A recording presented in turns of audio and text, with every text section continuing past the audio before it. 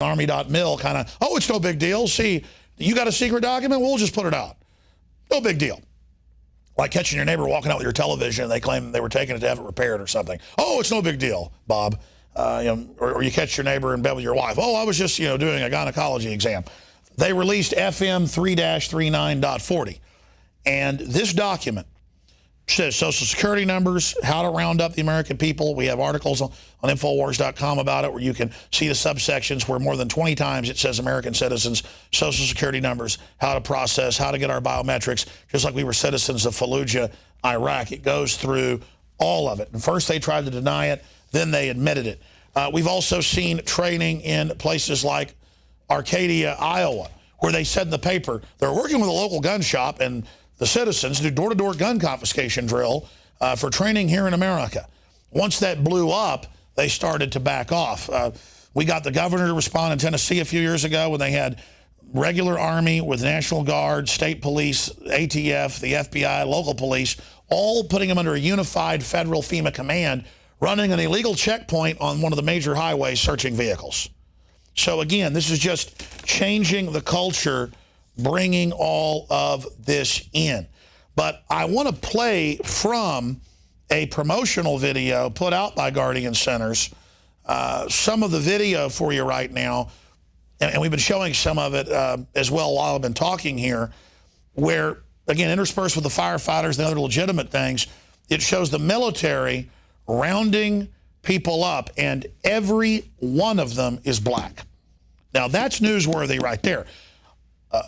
I've been to these drills where they all are farmers wearing John Deere caps and stuff saying, you can't take my land, you can't take my guns. Very scary stuff. But it was a black farmer, white farmer, Hispanic farmer.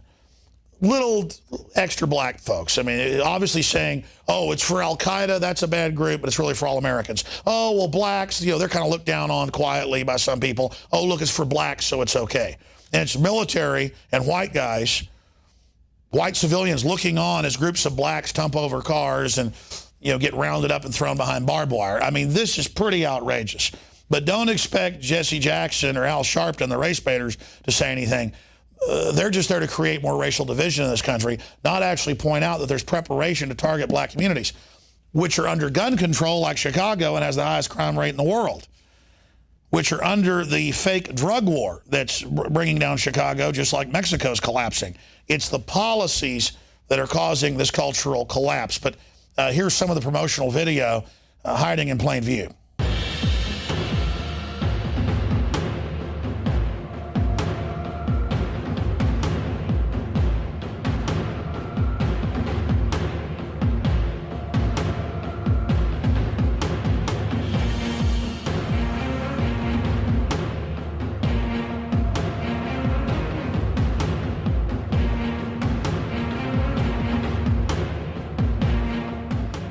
Let me show you just a few more articles that will give you a larger picture as we connect the dots here. And then we're going to go to Staff Sergeant retired Joe Biggs to specifically analyze some of this video that shows regular Army engaging in civilian suppression, basically. No other way to describe it. Look at this headline from today that was picked up by DrudgeReport.com. We're going to show a short clip from the larger newscast here in just a moment. Armed Homeland Security agents in community outreach to let people know they're in the area and to remind them about the snitch program. And we'll go ahead and play a clip of that now. Homeland Security officers tell 90 Your Side they were there as part of their community outreach to let people know that they are in the area. They also were there to remind people that if they see something, say something, especially when they see anything suspicious happening outside of a federal building. Again, it is essential to understand we are seeing an explosion of paramilitary preparation for gun confiscation, martial law, roundup, civil unrest, you name it. Is it the border being collapsed by design? Is that part of it? Clearly. Is it the dollar being deserted worldwide by design? Clearly. Is it war in Ukraine and possible war with Russia? Clearly. The issue is it's George Soros and the globalists on record bragging they're behind the open borders and the open border society, that they're behind the Ukraine takeover, that they're behind ISIS and the Arab Spring. I mean, they are starting what appears to be the beginning of World War III right now. That's where all this leads, and the government is on full drill to lock everything down and come after the American people. So this is really an emergency alert here. And again, a few years ago, we saw these weird internal Homeland Security training videos, and then public ones about see something, say something, where every terrorist was a white business executive. And I said they're rebranding to the Tea Party. Watch. And they've done that now. I mean, you can see it. First internal, saying our new enemy is the Tea Party, white people. Then it goes public. Then it becomes policy. People said, oh, you're just being racist, worried about white people. No. If there's videos where all the terrorists are white people, and then internally they say the enemy's the Tea Party and gun owners, you know what's next. And we were proven right. Well, when it's showing nothing but black people, I've got a big concern as well. I've got a concern if it was showing black, white, Hispanic, Asian. But they're doing it to kind of sell the idea of, well, this is a troublemaking group. The Army's only for them. So the general public will accept it. So they're showing minority communities that we're going to take the rights of whitey. And they're showing, the law enforcement, community that's in some areas, I guess, well, white bastion or whatever. Oh, it's for the blacks. No, folks, it's for everybody. Who was the German preacher that said first they came for the communists and I wasn't a communist, said nothing, and then they came for the labor unions, I wasn't a labor union. Then they came for me, and there was no one else to stand up. This is for everybody. This is about taking your pension funds. It's about taking over. Now, you can look up, again, the Army Times, you name it, admitting that they want to set up Brigade Homeland. That was 6 years ago. They've now done it. They're rolling it out. I mentioned this article, guardsmen to conduct urban training at Arcadia in April. They admitted gun confiscation drill in here, and they got all upset when we said that and reported on it and said that they hadn't said that. We had the colonel on. We've also got FEMA camp prisoners. Again, we mentioned that, using the illegals to prime that pump. We have the governor responding and saying the feds can't do that anymore after Tennessee. So that's the good news, is that you can say no to all this. But for those that are in denial about posse comitatus and what the NDAA has changed in the last few years incrementally to where there's nothing left, I wanted to go to, again, Staff Sergeant Joe Biggs, retired, to give us his breakdown, because he served in Iraq and Afghanistan with a lot of the groups that are now coming home to literally go after the American people. As veterans can't get health care and are getting the word they can't buy guns anymore with no evidence or no reason at all. This is now pointed at us, and the military appreciates these transmissions, because on average, I can't imagine a group more informed than Army and Marines, Air Force, you name it, because again, they're decompartmentalized. They're in the middle of this. They see what's happening. Joe, before you analyze these patches for folks, I want to get your take overall. You've been sitting here tonight while we're breaking down this investigative report here and analysis for viewers the last 15 minutes. Any thoughts just overall as a citizen and as a veteran, a combat veteran, seeing all this? Well, one of the things I like that you said is that the veterans overseas are getting ready to come home to this. And it reminded me of the past few days. I have a buddy who's stationed in Japan. I've got another that's in Afghanistan. They can't see a lot of these websites. And they're coming to me and saying, hey, Joe, what's really happening in America right now? What's going on at the border? Why is our police being militarized so much? And I have to tell them, and it breaks their heart every single time. They're like, why is this happening right now? Am I really going to come home to this right now? And they're scared of what's happening to America right now. And I don't blame them. Because they're not traitors. Yeah, they're not. They don't want anything to do with this. Most of them go over there, like I said, for a good purpose. A lot of them want the college, the benefits, something like that. None of them want to go and come back and be trained to take over cities here in America. No one has that. No one wants to do that. Well, and a lot of them do it because of family, like your dad. Yeah, my father. I mean, it was in my blood to join the military. My father did it, my great-grandfather. And it's just something that we did in our family. If you were a male, you joined the military. There's nothing wrong with that. And a lot of these guys are seeing what's happening back here, and it's literally breaking their heart every day to know that our country is slipping away while they're over there fighting for their country.